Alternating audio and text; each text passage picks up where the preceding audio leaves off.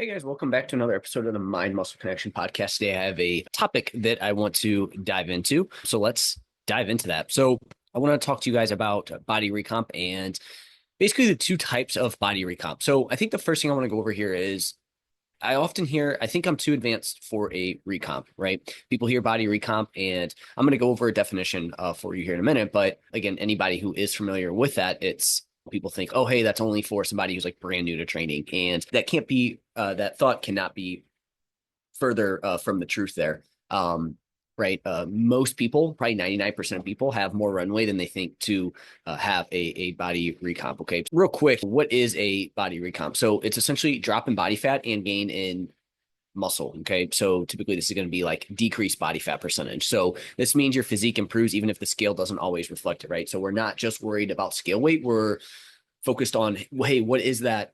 What is your body composition made up of? And so we're recomping, we're redoing your body here. Again, we're dropping body fat and building muscle. So again, this may involve some weight loss for you. It may not. But maybe your weight stays the same or maybe it goes up slightly, but you look better. And again, I think that's what most people focus on when they are trying to improve when they're trying to lose weight, right? They just want to look better. I think that's more of what people want to go. I think the weight is really irrelevant so long as your look is better. So again, that's what people want to go for. And again, from a body composition standpoint, it's the body comp side of things is important because this is going to be, we want to make sure that we don't just, if we lose weight or whatever, we partake in anything that's going to improve our health or change our body, that again, we're trying to maintain as much muscle as possible in that process and or focused on adding more muscle to our frame, right? Just because again, there's a concept called sarcopenia, and this is age-related loss of muscle. This is as you get older, you do start to lose muscle unless you do things that keep that muscle.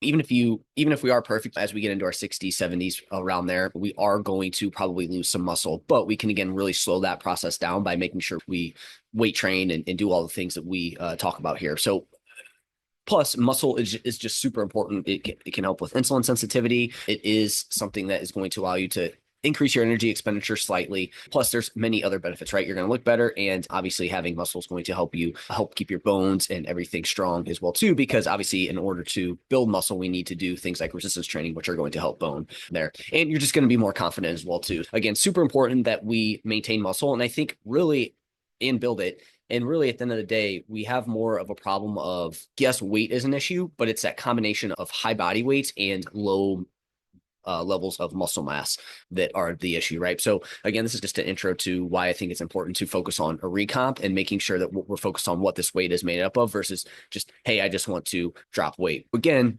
and on the flip side, if we are, say, focused on health promoting activities, but we're not focused on things that are going to maintain or build muscle, that's where it's, again, we could lose weight, but we're also losing muscle, which is going to hurt your long-term health. And again, at the end of the day, I think that's what most people are. Obviously, they want to look better now. You want to improve that. But at the end of the day, you want to make sure you're healthy long-term as well, too, right? You want to make sure you can do things well into your 60s, 70s, 80s. And again, having that muscle is going to be super helpful there. So again, this is why we want to focus on body recomp. So far, I've gone over, hey, most people they have a larger runway than they think to body recomp, even if you are advanced and maybe you think that you can't necessarily do that. Two, what is body recomp? We know it's a drop in body fat and gain in muscle equals a decrease in body fat percentage. And then we also talked about why that's important. And I guess one last thing I want to add here too is, again, body fat is something that we also would like to decrease, right? We don't want our body fat percentage to be too high. So this is why we also want to focus on the fat loss side of things as well too. Again, body fat, we want to have some, we need some, but body fat in excess is not going to be great for our health, right? Again,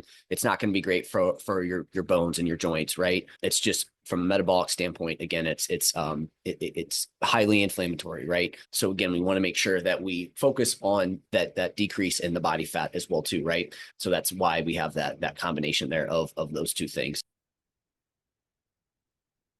And again, if you are someone who's heard, hey, body recomp is only for beginners, again, there's been a study by Bearcat et al., and it showed that even advanced lifters were able to recomp with, again, even though they were advanced, right? Some main things were, hey, you need weight training, you need to focus on things like sleep and making sure you get in enough protein, right? Those are going to be your three big things there that we need to focus on. But I also think where people go wrong is they've never even though you may have been like weight training for an extended period of time, you've never had everything dialed in, right? Maybe it's okay, you weight train, but then like nutrition was like not really that big of a deal, or your lifestyle was not a big deal, or something along those lines, right? You just went to the gym. And again, that's good. That's going to help you, but at some point things are going to slow down. And people will do that for 5+ years where they don't really focus on anything except just getting to the gym. They're like, I've been weight training for so long, I'm advanced, I can't recomp. And then they go into this, hey, I need to either now, in order to change my body, I need to go through these cycles of gaining weight and then losing weight. And again, it's like, you probably don't need to do that. You still have some runway here to focus on that. And so really, I think the big takeaway is most people have never had everything dialed in at one time. And again, when I say dialed in, you don't necessarily have to have everything have to be perfect with every little thing, but the goal is to whatever your limiting factors are. And again, these are typically going to be things like nutrition and lifestyle, sleep, stress management, and probably from a training standpoint, making sure that your training is geared towards building muscle, right? That's probably the other mistake that people make there, right? So again, all those things usually are not together at the same time. And this is where people end up having way more runway than they think to build muscle and lose body fat there. So again, a long intro here, but I felt like that was going to be super important. So I guess the last thing I want to say here before we actually dive into this, the two types of recomp is this is where people also get this concept wrong, right? They think that the only way to body recomp is the simultaneous fat loss and muscle gain. And again, that's probably the most common, the one that people probably want the most, right? But there is another type of recomp, and I'm going to go over these two. And actually, there is a third one, so make sure you stay for that. But most people don't need to worry about that third one until much later in there, until really you've spent plenty of time here focused on these two. All right, so we have two types of body recomp. So we have fat loss recomp. That's number one. This is the first one we're going to go over. And again, this is the most common recomp phase. So again, remember our overarching goal of body recomp is to lose fat, build muscle, which is equal in decrease in body fat percentage, right? That's ultimately what we're trying to go for here. And so with the fat loss recomp, the goal is to lose fat while maintaining, and in most cases, building muscle. Again, most people are going to be able to still build muscle in this fat loss recomp. And what are our levers here to pull to see change in our body from a nutrition perspective and energy balance? Like, how do we lose fat and build muscle at the same time? It's going to be, hey, we need to make sure that in order to lose fat, you do need to be in an energy deficit, right? So this means that we are going to have to create some sort of calorie deficit. I'm going to go over what that looks like there. We want to make sure we build muscle. So this means that we are going to need to make sure we weight train, right? Our training is going to be geared towards building muscle, right? We have to make sure we push that. And on top of that, and protein, right? Protein is going to be another big one. So obviously we need a weight train to build muscle, but then protein's that thing that kind of puts it all together and allows for that to actually happen. And then also, again, focus on the lifestyle side of things. We need to make sure sleep's in a good spot. That's going to put us in a better position to build muscle and lose fat. We need to make sure we are managing our overall stress, right? We want to make sure that it's not too high overall. Again, these are all things considered. We want to have healthy ways to manage that stress. I would say those are going to be our big pillars here. So again, that's how we're going to do that. That's how that process is going to happen. Now, who is this best for? Beginners. So again, we did talk about that. Yes, absolutely. Somebody who's new to training and all this, and they're going to be primed for this to happen. People returning to training. So maybe you had a extended period of time where you didn't train. Maybe you let your body weight come up a little bit. You took a long break from training because either life just got in the way, or you had an injury, or whatever it may be. You just haven't trained for a little while. Or, and this is where most people are going to fall, are those with higher body fat levels. Okay, so 15 to 20% plus for men, and then about 30% plus for women on there. Don't get too caught up in these exact body fat percentage numbers because it is really hard to actually know for sure. Just again, generally speaking, this is just like, hey, higher body fats, this is going to put you in a good spot. It's not, hey, as a female, I'm 29.8% body fat. So does that mean I shouldn't do this? Okay, again, we're missing the point here. And you can see for men, I gave a decent range, 15 to 20% as well too. So again, don't get caught up in exact numbers here. I probably should have put like 27 to 30% for women there with that. But again, still, we don't want to get caught up in those exact numbers. So those are going to be the people that this is best for, right? And I'll explain why here in a minute. So how it works. So again, we want to have a moderate, so we know we want to be in a calorie deficit, but we don't want that calorie deficit to be too large, okay? We need to make sure we're in like a moderate calorie deficit.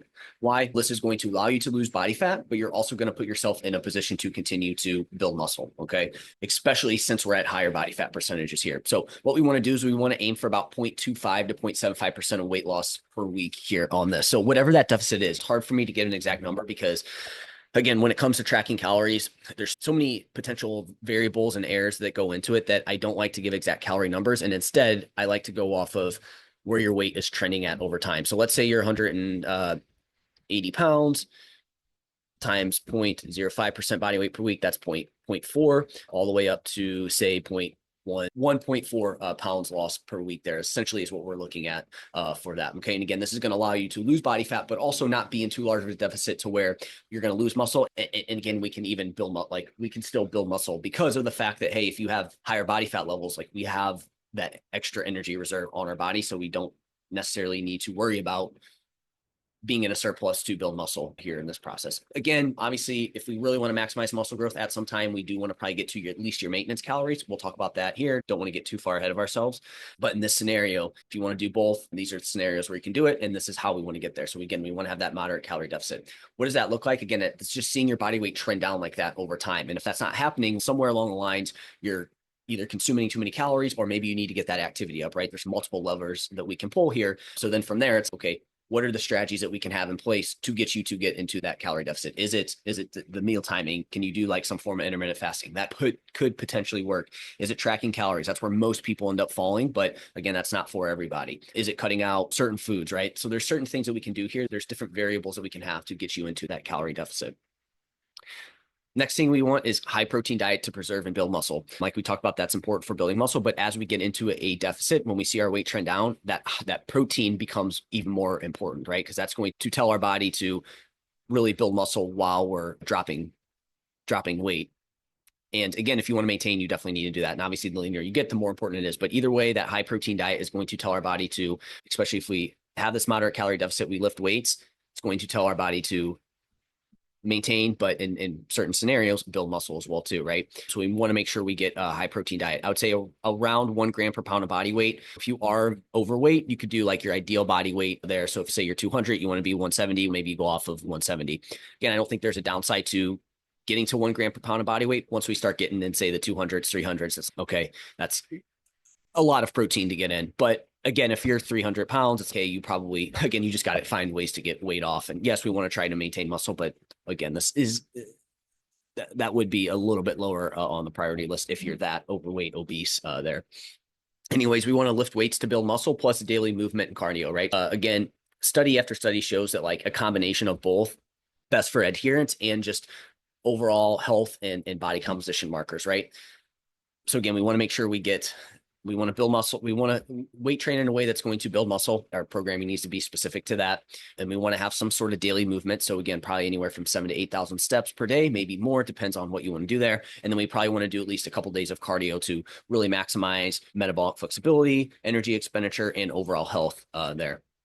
The next thing that we can do here in this like kind of situation that a lot of people overlook is incorporating diet breaks or refeed days for sustainability and for maintenance and building of lean body mass. So again, a lot of people, when they diet, they just try to go straight through, right? They just try to like, all right, I want a fat loss diet. Boom, I'm going to eat 1,200 calories. I'm going to go straight through. I'm just going to willpower my way through. And again, that works for some people, but not very many. And then like long-term, it's not great from, like we said, muscle maintenance standpoint, lean body mass and adherence long-term. So we want to incorporate some days or weeks where we're closer to our maintenance calories. Again, this isn't a recipe to just eat anything and everything, but we want to put in some sort of days where maybe we get closer to maintenance. And again, this is going to be helpful from a adherence standpoint, hunger management standpoint, long-term, and lean body mass standpoint. So this is why with a lot of people, like a lot of clients, it's like they come in and they feel like they need to like be in a deficit every single day. They need to push weight down. And if that doesn't happen, they feel like they're failing. Again, if we're doing these other things like high protein, lifting weights, prioritizing sleep, stress management, all that stuff, and we have some days built in where, hey, maybe your calories are a little bit higher. Again, not too crazy, but again, just a little bit higher. We're really limiting how high they go. It's going to help you out. Again, I found this just time and time again to be a strategy that helps people, and it helps you it can help you to sustain this long-term there and just be great from a lean body mass perspective. So incorporating some weeks or days where maybe we're a little bit closer to maintenance versus this like approach where, hey, I just have to willpower my way through and every day has to be super low calorie. And then lastly, we want to prioritize sleep, stress management, and biofeedback. So sleep, again, we want to make sure that our sleep, it's not just, hey, you need to sleep for 9 hours. It's, hey, we want to make sure that you get at least 6, 7, 8, but that's high quality sleep, right? We're setting ourselves up for good sleep. We're focused on our circadian hygiene, making sure you get some sunlight throughout the day, avoiding blue light late at night. Things that in today's modern environment, it's super easy to do and we're out of sync with what we did long term. And again, the circadian rhythm is super helpful. I've had a podcast on circadian rhythm, so I definitely would go and check that out there. Let me see what episode that was, so you have that. So that's episode 508 if you want to look into how to work on your circadian hygiene, how it can impact things there. And then stress management. Again, we're not trying to just say that you shouldn't have any stress. It's just, hey, we want to have healthy ways to manage that stress and just make sure that our overall stress load doesn't get too high. And then we want to look at your biofeedback, right? Like where's your hunger at? What's your energy levels at? Cravings, libido, menstrual cycle, digestion, like where are all those things at? Because those are super important. If those are off, we probably need to work on those before really worrying about any of this. We want to make sure that's in a good spot there. So that's the fat loss recomp. Again, if you go to my Instagram, on November 26, 2024, I posted a few examples of clients in a fat loss recomp. So if you want to go check those out, I have specific examples there for you to look at with that. So that's the fat loss recomp. And again, most people are going to be there. At least when they first come to me, right? That's the one where you're really going to you're going to see the biggest change in your physique in the short term. But we need to make sure we're in those best four, right? Again, and we'll go over here in a minute, if you're 12% as a male, you're probably too low. You're not going to get much out of that phase. You're going to feel like you're spinning your wheels a little bit. For women, if you're under, say, 25% body fat, 25, 27% or under, again, you're not going to get the most out of that phase. You're going to feel like you're spinning your wheels. You're better off going to this next body recomp for a period of time, and then you can always go to that one. So then we have our building recomp. So the goal here is to build muscle with little to no fat gain, which leads to a decreased body fat percentage over time. So think about this. If you're adding muscle while not adding fat, yeah, you're not necessarily losing body fat, but you're losing body fat percentage. That body fat percentage is trending down there, but we're building that precious lean body mass. It's hard to come by there. And again, so this is the building recomp. That's the main one here. That's the main goal here for this one. So this is going to be best for people at lower body fat levels. Again, sub 15 to 20% for men, sub 25 to 30% for women. Maybe you're somebody who's quote unquote skinny fat, right? You'd be somebody that's here. Or maybe you're somebody who recently lost 10% plus of your body weight and came off a fat loss diet. So you may not be sub 15 to 20% body fat. You may be, let's say as a male, 22% body fat, but you were at 30% or higher and you lost 10% of your body weight. Now, again, we're talking body weight versus body fat percentage, but again, say you were 190 and you lost 20 pounds, now you're 170 and you're still, say, 22% body fat. For you, it's, okay, what are our options here? We could just keep trending down, or it's, hey, maybe you need to take some time to build muscle. And so this is where the building recomp comes in. So now you can start to see where someone thought that they weight trained for a little while, they were too advanced to recomp, and now we do a fat loss recomp for 12 to 16 weeks, and then you go into a building recomp for, say, 36 weeks. That's a whole year right there that you could have, and you're like, I got to do these large bulking and fat loss phases when you really don't need to. You still have a lot of wiggle room here to be able to go. So again, those would be like my criterias there for that. And again, most people are they think they're gonna be too advanced for this, and most people are gonna fall here. So now I really think that if you're listening to this podcast or you thought about coaching, you're 99% of you are going to be here. People that are not going to need to recomp are going to be, you're like, again, someone who's done all this for 5+ years, right? They've gotten super shredded. They have a really good body composition. They've built a lot of muscle. Think of your like professional bodybuilder, people that have done things like that. For you, yeah, you don't need the recomp, but most people have never dialed everything in and done it in this fashion, right? So again, how does this building recomp work? So we're going to eat at maintenance calories or high end of maintenance. So, and in some cases, it may be a small surplus. And this is just going to really depend on where you're at. Say you're 12% body fat, you have a pretty good amount of muscle. For you, we're probably or let's say you're 10% body fat, you have a pretty good amount of muscle, but you've never dialed in anything at any one time. For you, we probably need to be in a small surplus, right? So I have a perfect example here, and he's actually on the Instagram post, my client, Luke. If you look, he's the first one. If you look at the pictures here, he's got like a greenish short. He's jacked. You'll know exactly who I'm talking about. He's on the first one here.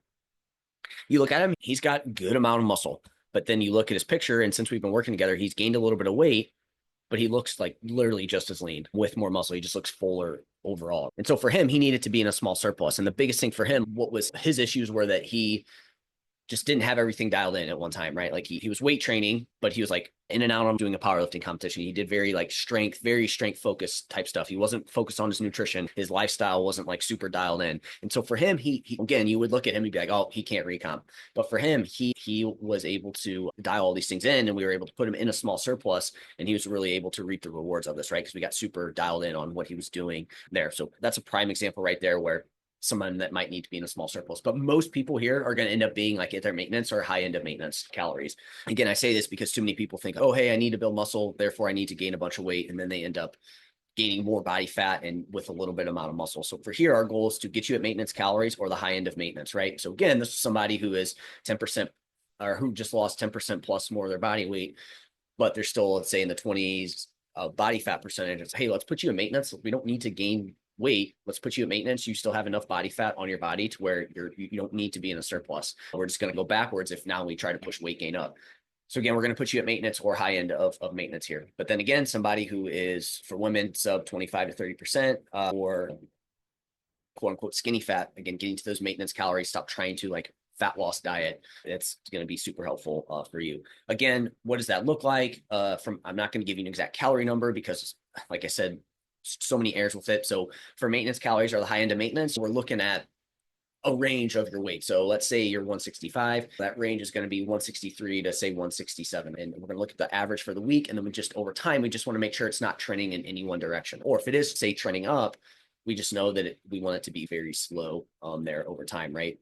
But again, we don't want to see any clear trends too quickly in any one way, especially down, because down means we're in a deficit. And in this building recomp, we want to make sure that we're out of that deficit for a period of time. Again, we want to continue to prioritize protein. So 1 gram per pound of body weight. We want to focus on progressive overload and resistance training, right? We want to be on that muscle building program. We want to maintain activity levels. We want to maintain our steps. We want to maintain our cardio. And we want to continue to dial in lifestyle habits like sleep and stress management there. And I guess, yeah, again, if you want to look at the post, you can see some people. I have another client here where she wanted to go into a build and like she was like going to be in a surplus, but I talked to her about, hey, you don't need to be in a surplus. So like she's one where she had lost weight. She didn't want to keep that fat loss dieting. She wanted to add muscles. Hey, we need to do a building recomp phase. We need to make sure that you're at maintenance calories, dialing in everything, dialing in your training, lifestyle, nutrition, and you're going to add some muscle while maybe your body fat stays the same, but your body fat percentage will decrease. And now we'll stay here for a while, and then we'll transition her to a fat loss recomp where then she'll, drop weight, potentially even still build some muscle in that process. And she's going to see that much bigger change in her body versus her hearing, hey, I need to be in a calorie surplus to build muscle. She wants to maximize muscle growth. So then she gets in a surplus. Now she gains a ton of extra body fat in that process, probably hurts muscle growth in that process. And then now you got to diet down and you're basically at the same spot with maybe a little bit more muscle. So we're like spinning our wheels here with this. So again, a couple kind of examples there on the extreme with that. So those are the two types. And I wanted to talk to you about the third one, and that's advanced body recomp. And this is essentially your phases where we're pushing more of a deficit, pushing more of a surplus. Again, not a large surplus, but we're pushing more of it. And we know that, hey, you're probably not going to see both at the same time anymore. But again, most people aren't going to get to that one for longer than they think. Again, you have a lot more runway than you think. So a couple things I want to leave with here are, one, just because you start with one type of recomp doesn't mean you'll always be there. So for example, you may start with fat loss recomp for a bit, and then at some point you'll transition to a building recomp or vice versa. Okay, so that doesn't mean you'll always be there. It's more that starting point that we want to get nailed down. But either way, even if you decide that you can't go wrong here, really, right? So it's, for example, maybe your body fat's, maybe you would be best doing a fat loss recomp, but you decide to do a building recomp. Worst case scenario, you just add some muscle, keep your body fat the same, and your body fat percentage goes down. Again, long-term, that's going to be helpful for you. So you really can't go wrong here. I would say the only time that you could potentially go wrong would be starting with the fat loss recomp when you're super lean. That's really the only time you're going to hurt. Your progress is just going to be slower, right? Because it's going to be harder for you to build muscle. You still may do it, especially if you dial in everything, but it's just going to be slower and you're not really going to notice it as well. So that would be the only time. But so really, at the end of the day, if there's one that you do here and you're going to see results no matter what, it's getting to your maintenance calories, lifting weights, prioritizing protein, getting everything else dialed in, you're going to see a positive change in your physique there. So again, just understand that just because you start in one, it doesn't mean that you're not going to be able to go back to the other one or vice versa. Again, while fat loss and building phase recomp are where most people see the biggest changes, there is the advanced recomp strategy that I talked about for experienced lifters. But the truth is, most people aren't going to need to worry about this for at least 1 to 2 years plus of doing fat loss and recomp building phases. Again, you just have a ton more runway. So you at least have 1 to 2+ years of doing this there with that. So those are the main things I want to go over here. Hopefully this was helpful. If you need help figuring out where to start, which one you're at, and how to do it, I have my free 30-minute strategy call for you. Okay. So this is where I want to dive into seeing where you're at, helping you come up with a good game plan to get moving forward with that plan. So if you are interested in that, the link to that is in the show notes. So definitely check that out. You can also reach out to me on Instagram, Jeff, HOEHN_, and you can reach out with any questions you have on this and figuring out, hey, which one is going to be best for me to do here. So let me know if you guys have any questions on this. I'll chat with you next time.